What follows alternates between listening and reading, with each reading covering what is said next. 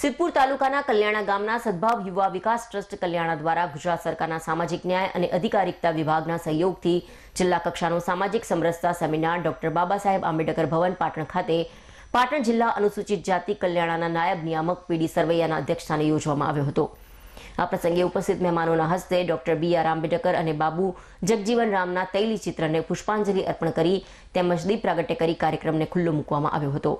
આ પ્રસંગે રાષ્ટ્રીય સ્વયંસેવક સંઘ સામાજિક સમરસતા મંચના ચિરાગભાઈ પટેલ, પાટણ જિલ્લા અનુસૂચિત જાતિ કલ્યાણના નાયબ નિયામક પીડી સરવૈયા, નવસર્જન ટ્રસ્ટના નરેન્દ્રભાઈ પરમાર, પાટણ નગરપાલિકાના કોર્પોરેટર રાજેન્દ્ર કે હિરવાણિયા, પાટણ જિલ્લા ભાજપના મંત્રી મધુબેન સેનેમા વગેરેએ સામાજિક સમરસતાના વિષય પર પ્રાસંગિક પ્રવચન કર્યા હતા।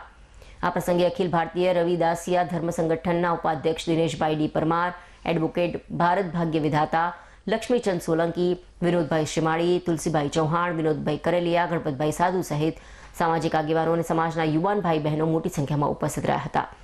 સદભાવ યુવા વિકાસ ટ્રસ્ટના પ્રમુખ શ્રી આનંદ ચૌહાણે સ્વાગત પ્રવચન કરી મહેમાનોને આવકાર્યા હતા। આભાર વિધિ સંસ્થાના મહામંત્રી કાનજીભાઈ ચૌહાણે કરી હતી। ઉપસ્થિત તમામ લોકોને નરેન્દ્રભાઈ પરમારે ભારતીય બંધારણના આમુખનું વાંચન કરી સૌને પ્રતિજ્ઞા લેવડાવી હતી। સમગ્ર કાર્યક્રમનું સંચાલન અજય રાજે કર્યું હતું। કાર્યક્રમના સફળ આયોજન માટે સદભાવ યુવા વિકાસ ટ્રસ્ટ કલ્યાણાના તમામ હોદ્દેદારોએ ભારે જહેમત ઉઠાવી હતી।